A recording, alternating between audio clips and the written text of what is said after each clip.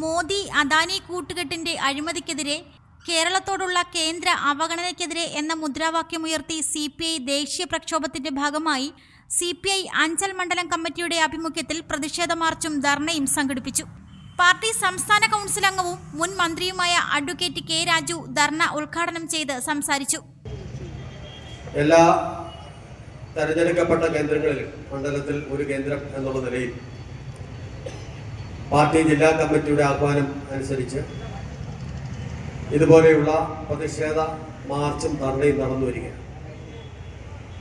പാർട്ടിയുടെ ദേശീയ കൗൺസിലിന്റെ ആഹ്വാനപ്രകാരം ഈ കഴിഞ്ഞ 10-ാം തീയതി ദേശീയമായി തന്നെ ഈ പ്രക്ഷോഭം കമ്മ്യൂണിസ്റ്റ് പാർട്ടിയും ബഹുജന സംഘടനകളും ഏറ്റെടുത്ത് നടത്തുകയുണ്ടായിരുന്നു.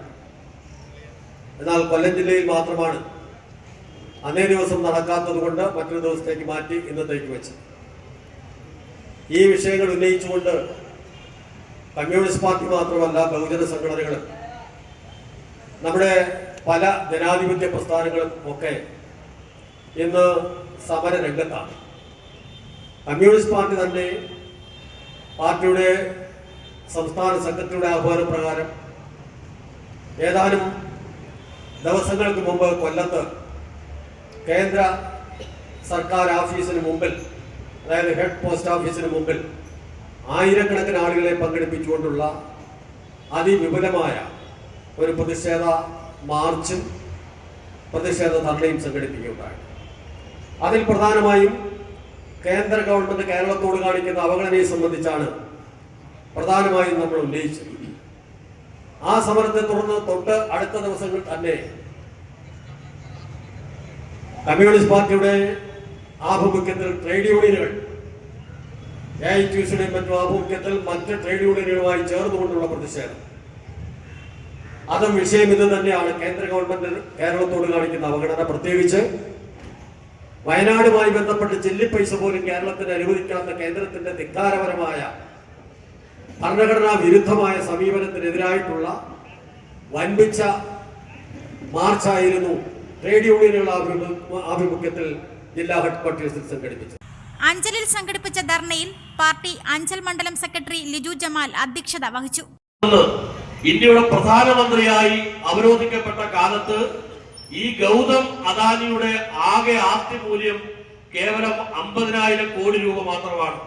എന്നാൽ ഗുജറാത്തിൽ അറിയപ്പെടുന്ന വ്യവസായി രാജ്യത്ത് ഒരുപക്ഷെ ടാറ്റയെ പോലെ, ബർളയെ പോലെ, അനിൽ അംബാനിയെ പോലെ, മുകേഷ് അംബാനിയെ പോലെ അത്ര പരിചയസമ്പന്നനല്ലാത്ത വ്യവസായിയായ ഈ അദാനി 2024 നവംബർ മാസത്തിൽ എത്തി നിൽക്കുമ്പോൾ അദ്ദേഹത്തിന്റെ ആകെ ആസ്തി മൂല്യം ഏതാണ്ട് 9,29,28,000 കോടി രൂപയാണ്.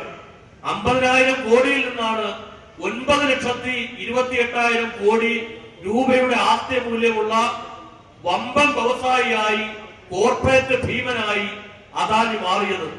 ആ അദാനിയുടെ കീഴിലാണ് ഇന്ന് രാജ്യത്തെ എല്ലാ പ്രമുഖ തുറമുഖങ്ങൾ, പ്രധാനപ്പെട്ട അന്താരാഷ്ട്ര വിമാനത്താവളങ്ങൾ, ഈ രാജ്യത്തെ പ്രധാനപ്പെട്ട ഹൈവേകൾ, ഈ രാജ്യത്തെ വൈദ്യുത നിലയങ്ങൾ, ഊർജ വിതരണവുമായി ബന്ധപ്പെട്ട കമ്പനികൾ, ഇതെല്ലാം ഇന്ന് അദാനിയുടെ നിയന്ത്രണത്തിലാണ്.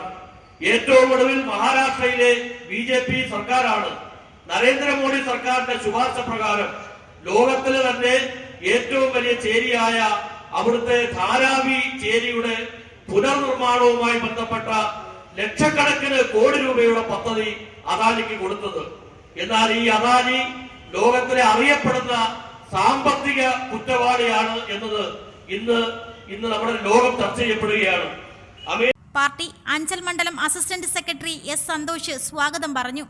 ജില്ലാ എക്സിക്യൂട്ടീവ് അംഗങ്ങളായ M. സലീം, C. അജയ് പ്രസാദ്, കിസാൻ സഭ ജില്ലാ secretary advocate Lenu Jamal, Punalur മണ്ഡലം സെക്രട്ടറി VP ഉണ്ണികൃഷ്ണൻ, NREG സംസ്ഥാന സെക്രട്ടറി K. അനിമോൻ, മണ്ഡലം സെക്രട്ടേറിയറ്റ് അംഗം C. ഹരി തുടങ്ങിയവർ സംസാരിച്ചു. റിപ്പോർട്ടർ സജി അഞ്ചൽ. ആഘോഷിക്കൂ ഈ ക്രിസ്മസ് ന്യൂ ഇയർ അല്ലമീനോടൊപ്പം. 4 ഗ്രാമിന് മുകളിലുള്ള എല്ലാ പർച്ചേസിനും ഉറപ്പായ സമ്മാനം. ഡിസംബർ 1 മുതൽ ജനുവരി 25 വരെ പർച്ചേസ് ചെയ്യുന്നവരിൽ നിന്നും നറുക്കെടുപ്പിലൂടെ തിരഞ്ഞെടുക്കുന്ന ഭാഗ്യശാലികൾക്ക് സമ്മാനങ്ങൾ. 1ാം സമ്മാനം ഗോൾഡ് നെക്ലേസ്, 2ാം സമ്മാനം ഡയമണ്ട് റിംഗ്, 3ാം സമ്മാനം ഗോൾഡ് റിംഗ്. കൂടാതെ നിങ്ങളെ കാത്തിരിക്കുന്നു മറ്റനേകം സമ്മാനങ്ങൾ. ഈ ആഘോഷനാളിൽ 50% അഡ്വാൻസ് ബുക്ക് ചെയ്യുന്ന വിവാഹ പാർട്ടികൾക്ക് 1% അധിക മൂല്യം. പഴയ സ്വർണത്തിന് ഉയർന്ന മൂല്യം. 0% സ്വർണ്ണവർഷ. Alameen golden diamond, post office junction, Punalur.